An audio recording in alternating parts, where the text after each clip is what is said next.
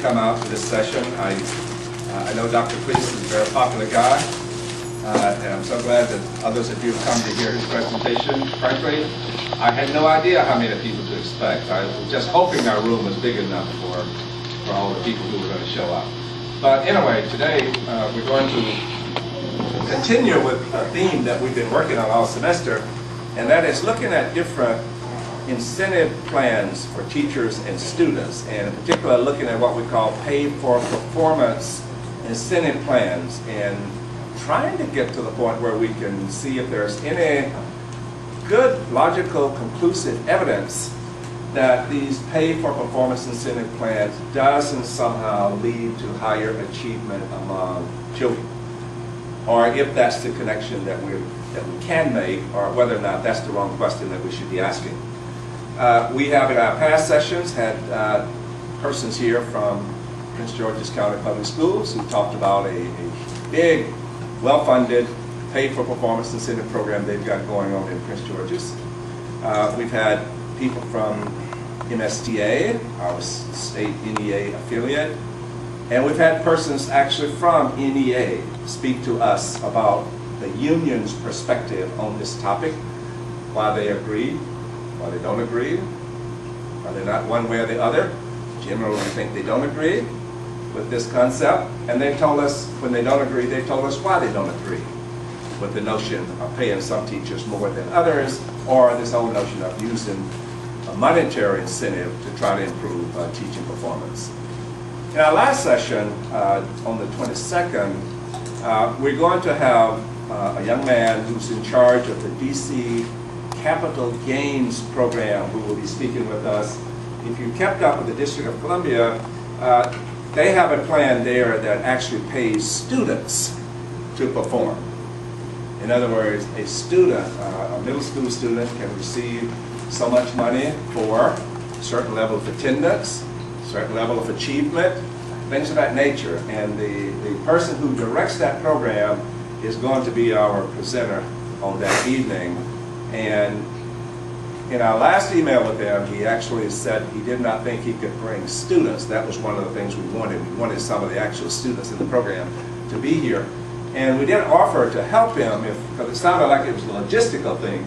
So if any of you want to help us, if it turns out to be logistics, if anybody want to offer to go pick up somebody and bring them over, we take you up on that. But so far, it sounds like he's coming by himself, but he's going to tell us all about that program, how it works, and what little data he can share with us, he will be able to share.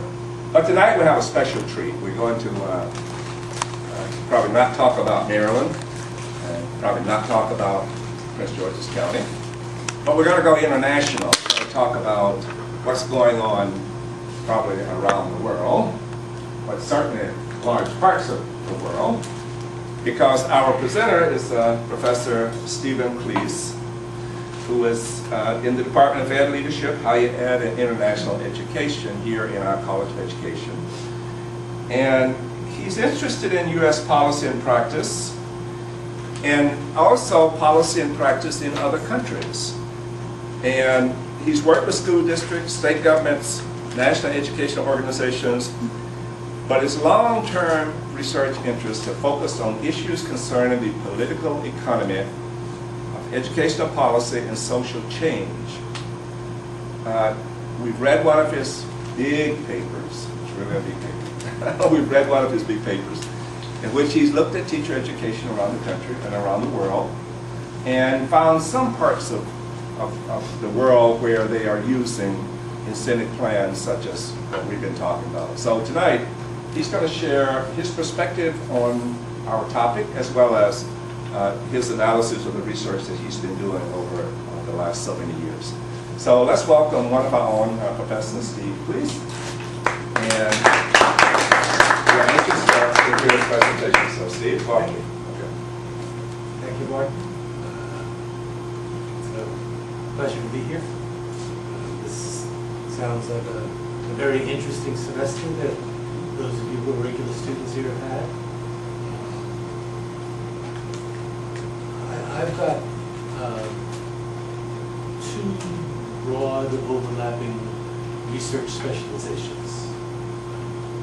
One is the economics of education. That was my training. That was what my PhD was in. But I wound up doing international work for my dissertation, and wound up eventually teaching at Florida State University, and then here as director of an international and comparative education program. So on the one hand, I've still got my economist hat that I wear sometimes, and then I have my comparative and international educator hat that I wear even more than my economist hat. My familiarity with what I'm going to call merit pay, incentive pay plans, is mostly through my economist side. As I have not studied merit pay as a comparative and international educator, except in passing. But since I was billed for this talk as considering its use in other countries, I did some research. Found out a few things to report on what's being done elsewhere. There's actually a lot of talk about merit pay. There's also talk about paying students to go to school, which I wasn't going to talk about, but if you've got questions on that in the question and answer part, just ask me. I'll tell you a little bit about what's happening internationally with paying students to go to school. Anyway, I thought I'd start this talk out with what I've learned about merit pay in other countries, since that was what I was billed as.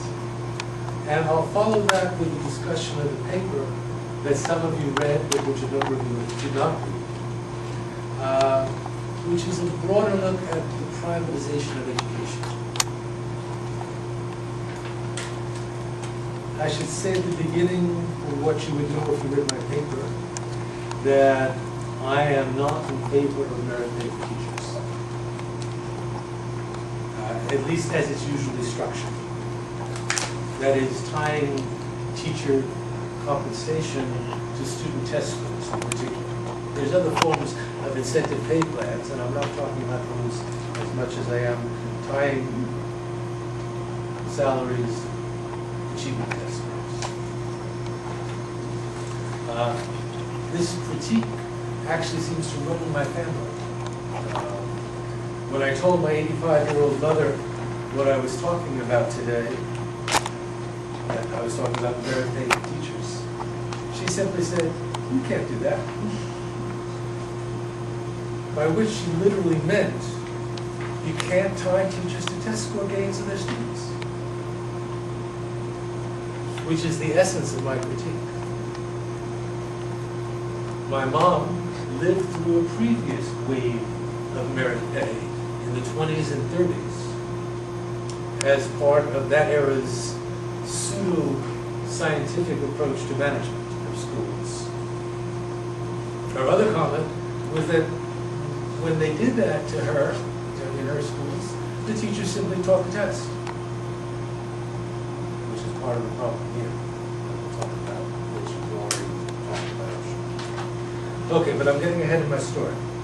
Let's start with some research from other countries. I did not find a real good review article. Normally, on a hot topic like this, we find review articles that condense the experience in a lot of different countries. I did not. I just found snippets. I found some review articles of merit pay, but they didn't report on a lot of experience. They reported on one or two projects.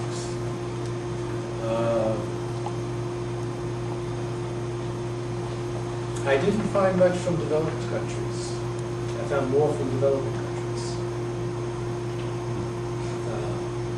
which is actually surprising given the state most developing countries are in. There's interesting literature on policy borrowing in education, especially. What was that word? Borrowing.